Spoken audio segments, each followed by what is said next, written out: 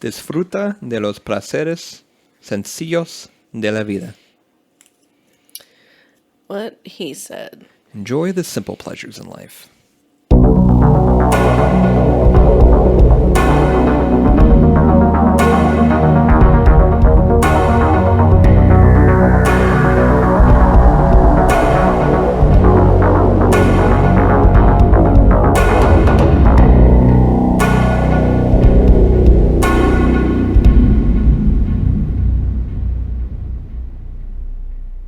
Welcome to the 79th episode of Beer and Fear. My name is Zach. And that's Paige. This week we're talking about crushing. Hard on your significant other. Mm-hmm. This is now a romance podcast. How to crush. People's dreams. People's hopes and dreams. Specifically death by crushing. There's a name for it. I think you'll probably talk about it. It's in French. I can't pronounce it. We'll talk about that later. Death by crushing. Before we get into the beer and the brewery, how has your week been? My week was good. Excellent. I worked. That's it? I mean, Worked and saw your family? yeah. I dig it. How's your fam doing? They're good. I was trying to figure out what week it is. I was very confused for a second there. It is the second week of April. Yeah, they're good. You know, my family's good. I just worked and saw my family. Spent some time with my sister. Excellent. You said everyone's getting sick at work? Yes. Oh my fucking God. These goddamn children are never not sick. That's what I'm saying. I figured out the issue with our... Yeah, I was going to tell you about the issue with our episodes. So what happened originally when we had that issue the first time where, like, you couldn't listen to any of our stuff at all for, like, a day, it's because Dropbox paused the sharing of links. So I used to upload all the episodes to Dropbox. I would take that link and then attach it to our episode on our website so that when the website published it to, like, Spotify and wherever else, that link, that source link would be from Dropbox. But apparently we were getting too much traffic because our podcast is so insanely popular that they were like, whoa, there's too much traffic on these links, so they paused it. And I didn't know that's a thing that they could do. What's too much traffic? 3 clicks? Yeah, I don't know. I don't understand. So I took everything off Dropbox, and I found a way to do it on Google Drive, but then with the new Google Drive links, a lot of places weren't supporting it. It's like sometimes it worked, sometimes it didn't. This is silly beans. We had some episodes missing from different things, and like that was the issue with Google Podcasts. So I realized that because on the way that we were publishing our episodes, you can either upload the actual file or you can add a link. And I was adding links because the files were too big to upload. And I realized I could just reduce the file size. Like, reduce the quality. It doesn't need to be the highest quality audio. It's a podcast. So by reducing the quality, it lowered the file size, and I'm able to upload everything directly. So now we're not going to run into this issue. And it only took us 78 episodes to figure it out. That we don't need super high quality audio. And everything works now. Yay. Hooray, my booby itches. I hope everyone enjoyed watching that. Yeah. Yeah. Yeah. I'm trying to think, did I do anything? Yeah, how was your week? I also worked. Oh, we went to Foxfire. I thought we talked about that already. Did we? Oh, yeah, we did, the last episode. Because we got dinner and then Yep, we went got to dinner, then we did the podcast. Home, work. Yeah, home, no, that's all I did. Wow. Lame life. Yeah. Nothing new or crazy to report. I'm going to be helping out at Center Stage. Yeah, you were telling me about that. Yeah, so I'll be going after the podcast to help out. I don't know how late I'm going to stay, but redoing their whole system. It's going to be a lot of fun. Looking forward to it. Looking forward to it. Oh, episode 79. We're so close to 100. Thank God we're almost done. Almost done. Episode 79 about crushing. The brewery is Petoskey Brewing Company. It's located at 1844 Harbor Petoskey Road in Petoskey, Michigan, 49770. And I bought this beer the same time I bought the what was it? The Arbor something. The other Michigan beer that we had. Arvon. Sorry, Arvon, not Arbor. Space Chase. Remember Space Chase by Arvon? I bought this beer at the same time from the same place in Pentwater, Michigan.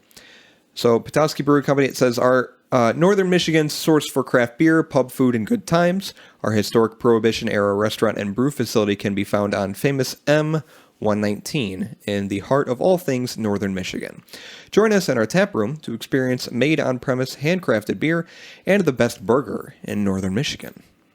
So on their website, they don't have like an about us, but they have a pretty extensive history about their building, which I'll show you. Mm-hmm. It's a really cool building. The building known as the Old Brewery was first completed in 1898 and was used to brew Petoskey Sparkle beer until 1915. According to a 1973 article in the Petoskey News, the Petoskey Brewing Company was originally owned by Frank and Garrett Fachtman. Oh, excuse A. you. Bremeyer and John Zeiger, who also acted as the brewmaster. Hey, random question. Yeah. What's ick? D-I-E-N. Ickdean? Yeah. I don't know if Dean is a word. Ich is I. Dean, I've never heard. Like, I know ich bin. I am. Ich Dean. Oh, Dean, it is a word. Serve. I serve. Oh. Ich Dean. I serve. I saw someone's license plate that said that. Ich Dean. See, shows how much German I actually know.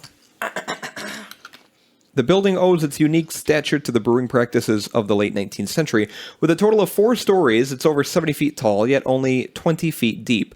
The breweries of the day relied on gravity. Thankfully, we have electric pumps today to move water, wort, and beer. I rely on gravity every day. We still have gravity. I don't want to go into space. Wort and beer through the production process. The 4th floor cupola likely contained... The word cupola is back? Cupola. Cupola has returned! Likely contained a large water tank serving the brewery's needs. The fire brewing, probably wood fire, took place on the 3rd floor, as evidenced by the chimney flues still visible today. Fermentation and packaging likely occurred on the 2nd and 1st floor, as the production followed its way down. Whatever you say, Harry Potter. Here's the building. It's very orange looking. Yeah, it's very it's old. Like a church. Old brick building. There's the Petoskey logo. The building's location may also seem a bit of an oddity at first, especially given its isolation in the late 1800s. 2 factors contributed most to its location. First, the artisan wells on the property ensured a pure supply of water for the brewing process. They say we today use a pure artisan lake. A pure artisan spring as a source of our water. Secondly, ice was harvested from Mud Lake, viewed behind the building. So they've got a lake right behind the building that they got ice from. Is it called Mud Lake, or is it a mud lake? It's Mud Lake. During the winter months and utilized throughout the year to cool the building and the finished beer, because there's no AC and no power cooling. They had to use ice. That's insane. The building is in amazing shape considering it is almost 115 years old. This is primarily due to its construction. The walls are 26 inches thick and made from solid red brick. There is also speculation that the high dunes on the opposite side of M119, the highway, protected the building from the destructive winds of Lake Michigan. The building has remained, for the most part, untouched since its construction. The cedar shakes, which now cover a portion of the exterior, actually fill in the spaces where large windows once were. Porter Vaughn, who owned the building from some 25 years ago, starting in 1973, performed restorative construction on the roof line that was damaged by years of water penetration. Yeah, water penetration. Since closing in 1915, the brewery building has served as retail shops, as warehousing, and perhaps even as a goat barn.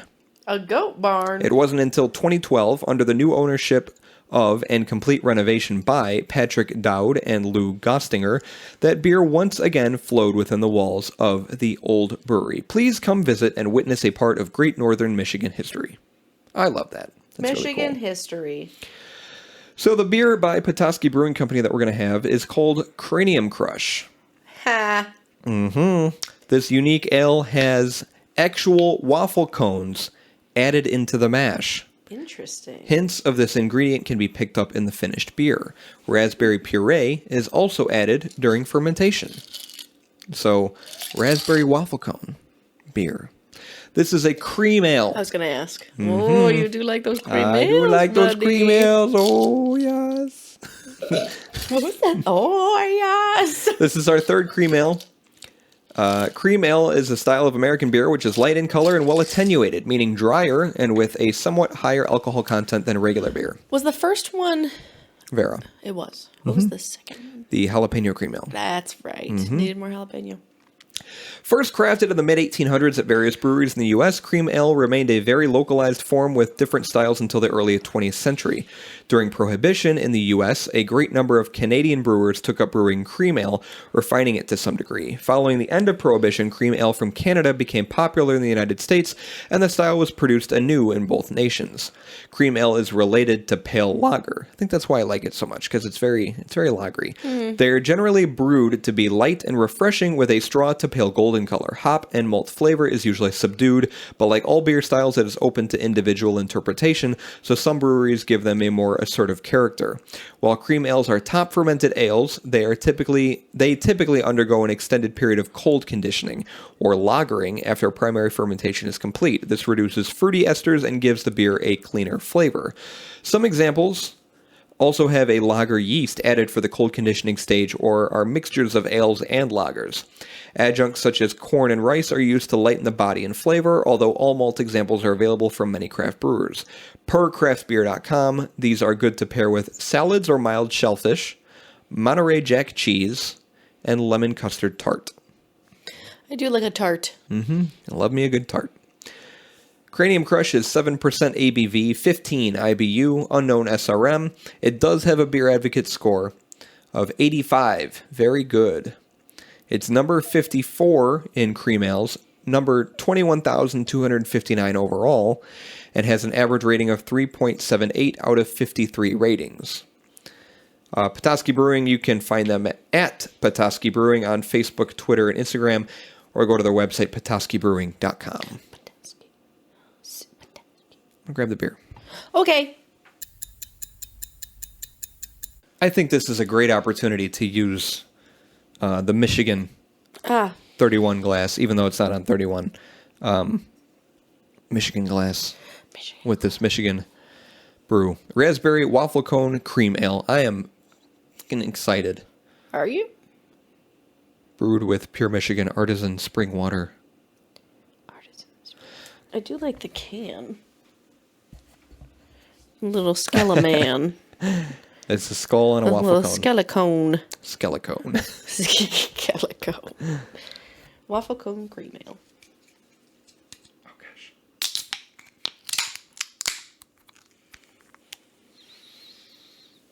Yes. Oh, you're so funny. I can't smell too much. It smells very raspberry-y, though. Yes, very raspberry-y. Don't spill. Don't spill. Don't spill. Are Don't you telling you spill. or me?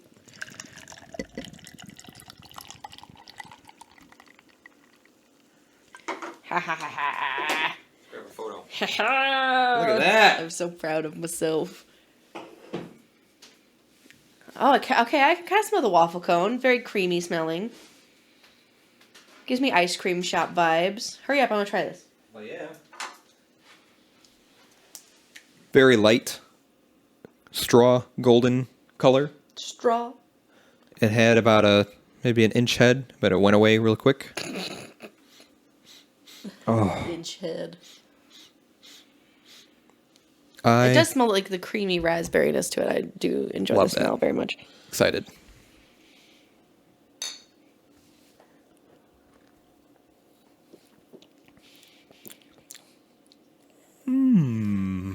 Maybe I'm tainted by orange juice.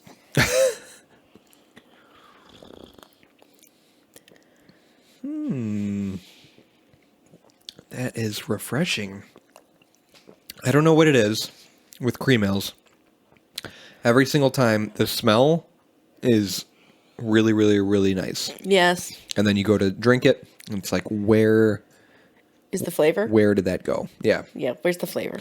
It's very, it tastes like you're sipping a lager, but it's got a much smoother taste to it. I mean, if you're going to categorize something as a raspberry cream ale, raspberry should be the flavor.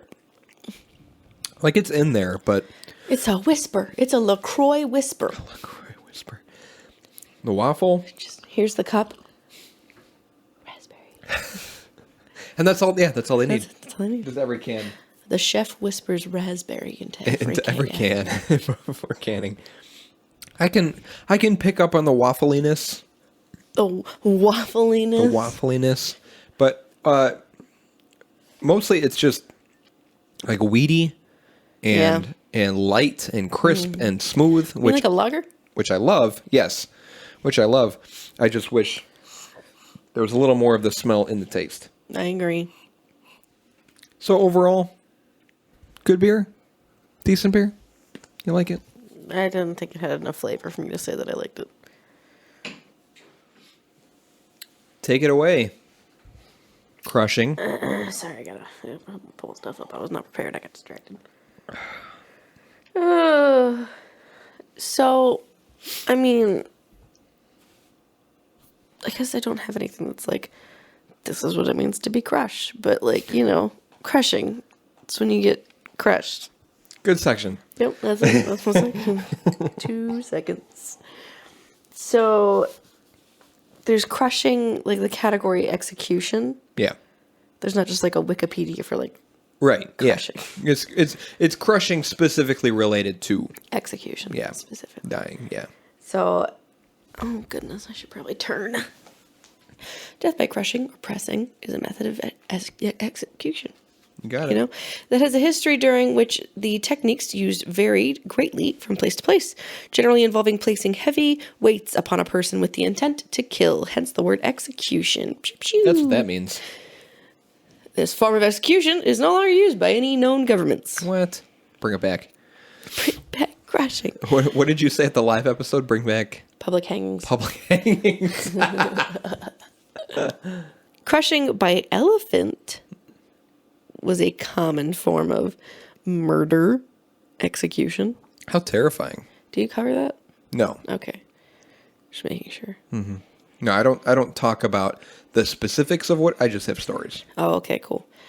A common method of death throughout South and Southeast Asia for over 4,000 years was crushing by elephants. The Sasanians, I don't know, Those Romans, and Carthaginians I know them. also used this method on occasion. I didn't know the Romans had such easy access to elephants. They're just all over the place. It was very common also in India, where Asian elephants were used to crush, or they also were used to dismember or torture captives. Isn't that crazy? Chilling. It's sad. Yeah. But they literally just step on them. Yeah. Basically, you're held down and they step on you. They're like trained to do that shit. And then their elephants are so gentle. Mm-hmm. Like, what is that? Mm-hmm. They don't know what they're doing. Yeah. In ancient Rome, there's an instance of it. Tarpeia, I think, was a Roman maiden who betrayed the city of Rome to the Sabines in exchange for what she thought would be a reward of jewelry. She was instead crushed to death, and her body cast from the Tarpeian rock, which now bears her name. Mm-hmm. It was also common in pre-Columbian America, notably in the Aztec Empire. There's a term in French that I don't know. Basically, that's forceful and hard punishment. Mm-hmm. Couldn't tell you how to say it. No idea. It was a method of torture formerly used in common law legal system in which a defendant who refused to plead would be subjected to having heavier and heavier stones placed upon his or her chest until a plea was entered. Or as the weight of the stones on the chest became too great for the condemned to breathe, fatal suffocation would occur. How much weight do you think you could sustain on your body? I don't know. Why? Like 200 pounds? Maybe. I've been with some very never mind. The common law courts originally took a very limited view of their own jurisdiction. They considered themselves to lack jurisdiction over a defendant until he had voluntarily submitted to it by entering a plea seeking judgment from the court. What? Since a criminal justice system that tried and punished only those who volunteered for trial and punishment was practically unworkable, this was the means chosen to coerce them. Shitty. Many defendants charged with capital offenses nonetheless refused to plead, since thereby they would escape forfeiture of property and their heirs would still inherit their estate. But if the defendant pleaded guilty and was executed, their heirs would inherit nothing. Yeah. Their property being given to the crown instead. That French word, that means what this is, was abolished in Great Britain in 1772, and the last known use of the practice was in 1741. In 1772, refusing to plead was deemed to be equivalent to pleading guilty. This was changed in 1827 to being deemed a plea of not guilty. Today, in all common law jurisdictions, standing mute is treated by the courts as equivalent to a plea of not guilty. I didn't know that. I know there's like guilty, not guilty, and then what is it, no contest? I think so. The elaborate procedure was recorded by a 15th century witness in an oft-quoted description. He will lie upon his back with his head covered and his feet, and one arm will be drawn to one quarter of the house with a cord, and the other arm to another quarter, and in the same manner it will be done with his legs, and left there be laid upon his body iron and stone as much as he can bear or more. Pressing to death might take several days, and not necessarily with a continued increase in the load. The Frenchman Guy Mige, who from 1668 taught languages in London, says the following about the English practice. For such as stand mute at their trial and refuse to answer guilty or not guilty, pressing to death is the proper punishment. In such a case, the prisoner is laid in a low dark room in the prison, all naked but his privy members, his back upon the bare ground, his arms and legs stretched with cords and fastened to several quarters of the room. This done, he has a great weight of iron and stone laid upon him. His diet, till he dies, is of 3 morsels of barley bread without drink the next day, and if he lives beyond it, he has nothing daily but as much foul water as he can drink 3 several times, and that without any bread, which grievous death some resolute offenders have chosen, to save their estates to their children. But in case of high treason, the criminal's estate is forfeited to the sovereign, as in all capital crimes, notwithstanding his being pressed to death. Do you talk about Saint Margaret? I believe so. Okay, I'm skipping. Let me double check. Or Giles Corey. I talk about Giles. Okay. Yeah, I talk about Saint Margaret and Giles. Okay, I'm skipping. So that's crushing by execution, essentially. Then there is crush syndrome. Oh yeah. I think I saw that, but I didn't read too much about it. It's a medical condition characterized by major shock and kidney failure after a crushing injury to the skeletal muscle. Crush injury is compression of the arms, legs, or other parts of the body that causes muscle swelling and or neurological disturbances in the affected areas of the body. While crush syndrome is localized, crush injury with systematic manifestations. Cases occur commonly in catastrophes such as earthquakes to victims that have been trapped under fallen or moving masonry. Victims of crushing damage present some of the greatest challenges in field medicine, and may be a situation where a physician is needed in the field. However, field amputations may be necessary in drastic situations. Sounded like I was turning on very... Seigo Minami, a Japanese physician, first reported crush syndrome in 1923. He studied the pathology of 3 soldiers who died in World War II due to kidney failure. The renal changes were due to the buildup of excessive myoglobin, resulting from the destruction of muscles from lack of oxygen. These changes can also be seen in persons who are buried alive. The progressive acute kidney failure is because of acute tubular necrosis. The syndrome was later described by British physician Eric Bywaters in patients during the 1941 wartime bombing of London, or the Blitz. It is a reperfusion injury that appears after the release of the crushing pressure. The mechanism is believed to be the release into the bloodstream of muscle breakdown products, notably myoglobin, potassium, and phosphorus, that are the products of the breakdown of skeletal muscle damage. Very sciencey. The specific action on the kidneys is not understood completely. The kidneys, But may be due partly to nephrotoxic metabolites. Oh, of yeah. myoglobin. I know those metabolites. Those nephrotoxic ones. Yeah. Those are my favorite. It's a toxicity metabolites. of the kidneys. Toxicity Of the kidneys. Is it toxicity of the city? I was singing the song by System of a Down. I have no idea what that is. Toxicity of the kidneys. You good? No. No. You said the necrosis was tubular? Tubular. Some tubular necrosis, bruh. Tubular, bruh. It's nice necrosis. You see those curls out there? You see those sweet waves? There's no distinct treatment option that can undo the effects and damage from crushing syndrome, rhabdomyolysis, whatever. Because it is a necrosis. However, the rate of the pathology that can lead to more complications can be decreased by acting early and consistently. Overall treatment depends on preventing kidney failure, which is done by rehydrating the patient. It also depends on making urine have a more basic pH. You thirsty? Drink some water. Some water. Do you need some water? Some water? Some water. And then severe crush injury in adults. So basically it's what I talked about before, but direct physical trauma to the torso, extremities, or other parts of the body from an external crushing force. Severe compression results in direct tissue trauma and the fancy reperfusion injury that I talked about. Once the compressive forces are released, muscle injury and swelling can occur with possible muscle necrosis and neurologic dysfunction. You think that's everything? You got me thinking. I never I haven't looked at I didn't look into people who were crushed accidentally, like cases of that. I looked at this episode's more about crushing as like a torture method.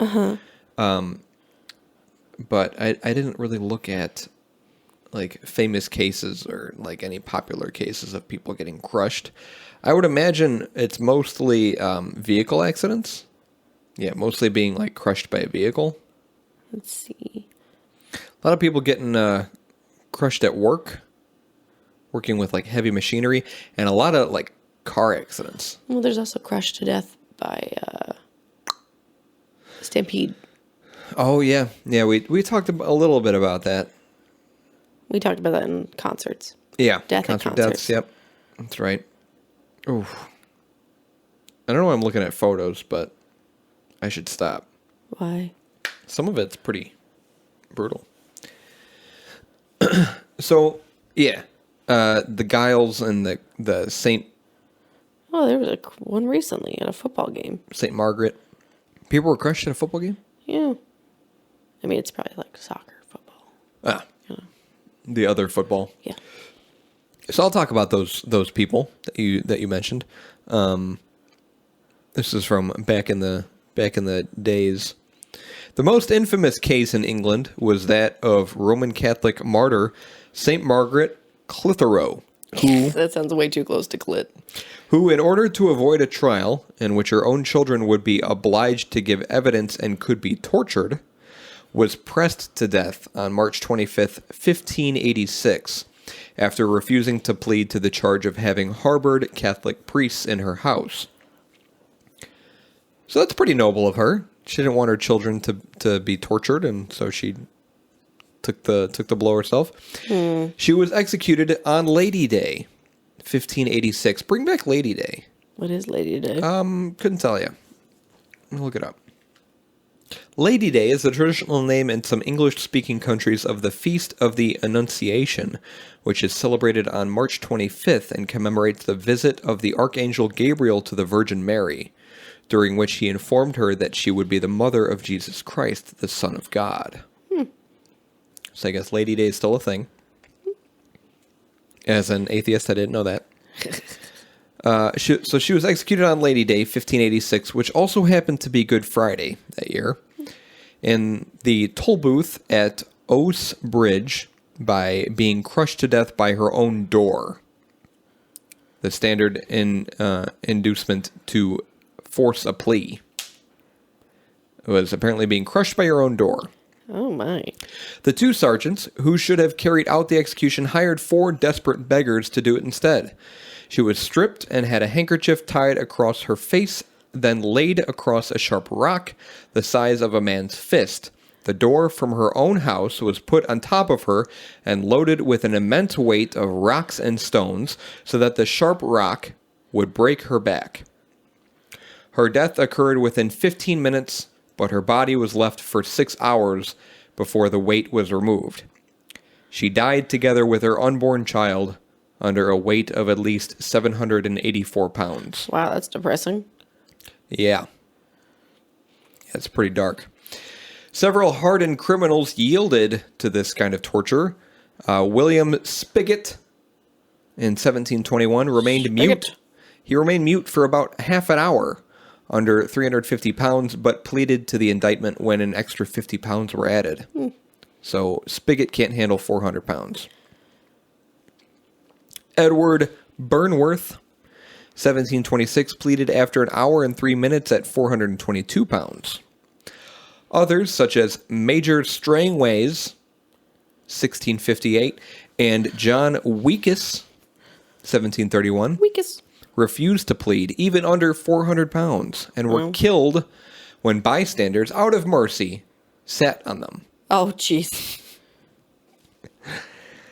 The only death by Snoo snoo? that should be an episode, Death by Snoop Snoop. Oh, God. We did kinky deaths. Oh, we should have talked by Death by Snoop Snoop. The only death by... Okay, fuck it. I'm gonna do this. Okay, whatever he's doing. Peine forte et dure. That didn't answer anything. Peine forte et dure. Peine forte et dure. Peine forte et dure. Wow. Peine forte et dure. Peine forte et dure. It's the French thing. The only death by peine forte et dure. Hard and forceful punishment. In American history was Giles Corey, who was pressed to death on September 19th, 1692, at the age of 81, during the Salem witch trials, after he refused to enter a plea in the judicial processing. Martha Corey, Giles' third wife, was arrested for witchcraft on March 19th, 1692. Corey was so swept up by the trials that he initially believed the accusations against his wife, until he himself was arrested based on the same charge on April 18th, along with Mary Warren, Abigail Hobbs, and Bridget Bishop. The following day, they were examined by the authorities, during which Abigail Hobbs accused Giles of being a wizard. Corey denied the accusations and refused to plead, was sentenced to prison, and subsequently arraigned at the September sitting of the court. Court records from September 9th, 1692 contain a deposition by one of the people who accused Giles of witchcraft in Mercy Lewis versus Giles Corey. I saw the apparition of Giles Corey come and afflict me, urging me to write in his book, and so he continued most dreadfully to hurt me, by times beating me and almost breaking my back, till the day of his examination, being the 19th April 1692, and then also during the time of his examination, he did afflict and torture me most grievously, and also several times since, urging me vehemently to write in his book, and I verily believe in my heart that Giles Corey is a dreadful wizard, for since he had been in prison, he or his appearance had come and most grievously tormented me. You're the theater kid nobody wanted. Hey, that was pretty good, okay? Again, Okay. In this court, Corey refused to plead. I think you talked about this. I'm going to read it again anyway. According to the law at the time, a person who refused to plead could not be tried. To avoid people cheating justice, the legal remedy for refusing to plead was peine forte. In this process, prisoners were stripped naked and heavy boards were laid on their bodies. Then rocks or boulders were laid on the planks of wood. This was the process of being pressed. Remanded to the prison from whence he came and put into a low dark chamber, there he laid on his back on bare floor, naked, unless when decency forbids, that there be placed upon his body as great a weight as he could bear, and more that he hath no sustenance, save only on the first day 3 morsels of the worst bread, and the second day 3 draughts of standing water. That should be alternately his daily diet, till he died, or till he answered. As a result of his refusal to plead, on September 17th, Corey was subjected to the procedure by Sheriff George Corwin, but he was steadfast in that refusal, nor did he cry out in pain as the rocks were placed on the boards. After 2 days, Corey was asked 3 times to enter a plea, but each time he replied, "More weight," and the sheriff complied. Occasionally, Corwin would even stand on the stones himself. Robert Califf, who was a witness along with other townsfolk, later said, "In the pressing, Giles Corey's tongue was pressed out of his mouth. The sheriff, with his cane, forced it in again." Ew. There are several accounts of Corey's last words. The most commonly told one is that he repeated his request for more weight, as this was how it was dramatized in The Crucible. But it may also have been more rocks. More rocks, please. Another telling notes it as, "Damn you, I curse you in Salem." It's very different from more weight. Many defendants charged with capital offenses would refuse to plead in order to avoid forfeiture of property. You talked about that. They lose their shit if they plead guilty. But if they stay quiet, it goes to their, what's the word? Inheritance. Their heirs. Their heirs, yes. It is unusual for people to refuse to plead and extremely rare to find reports of people who have been able to endure this painful form of death in silence. Since Corey refused to plead, he died in full possession of his estate, which would otherwise have been forfeited to the government. It passed on to his 2 sons-in-law in accordance to his will.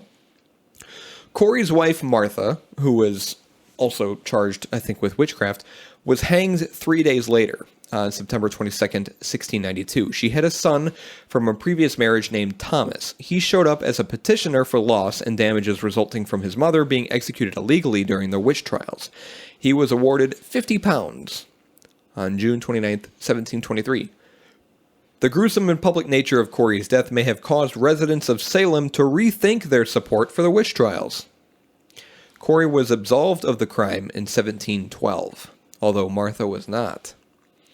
Despite Corey's efforts to protect his estate by refusing to plead, George Corwin still attempted to extort money from Corey's heirs after the witch trials. In 1710, Corey's daughter Elizabeth and her husband John Moulton filed a lawsuit seeking damages from Corwin. Her statement to the court read, "After our father's death, the sheriff threatened to seize our father's estate, and for fear that of we complied with him and paid him £11 6 in money." Everyone sounded like that back then. It's a fact. According to a local legend, the apparition of Giles Corey appears and walks his graveyard each time a disaster is about to strike the city. Notably, he was said to have appeared the night before the Great Salem Fire of 1914.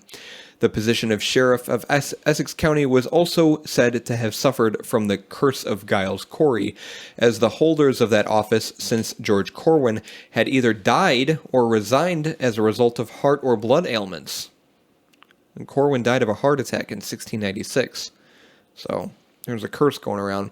The curse was said to have been broken when the sheriff's office was moved from Salem to Middleton in 1991. Yes, that's what it does, yes. Yep, all you got to do is just move. move. Yep. Curse can't follow you. Everyone knows that. That is my section. What do you think, Bear? It was decent. I love me a good cream ale. Cream ales are tasty. But this one might have been my least favorite of the 3 cream ales that we had. I agree. Vera is still my favorite. I really liked the jalapeno cream ale. I want to have that again. We need to go back to South Dakota. Okay. Because I really like that. Even though, yes, it smelled like peppery, but tasting it, not a whole lot in there. Same thing with Vera. Not a whole lot of pistachio, but it's like a hint. It's a whisper, like you said. This one, I didn't get too much. It smelled great. It looks great. It tastes great. Very smooth and crisp and refreshing, but not a whole lot of flavor. But hey, if that's the beer that you want, that's the beer you're looking for, that's the beer you have a taste for, then you do you, bruh. What about you? I wasn't blown away. I agree with what you said. Vera is better. Oh, I forgot I had some photos. This one's very small. I gotta pee. This is Giles. Okay. It's being crushed. That is an artist rendition of him being crushed. You can see the board and all those big ass boulders. I see. And I think that's the sheriff. And that's Mary Joanne. Oh, okay. There. Uh-huh. And this is peine forte. Dude's just naked on a floor with a piece of metal and some weights on him. Should we bring back public crushing? No. Okay. Just public hanging. Yes. All right.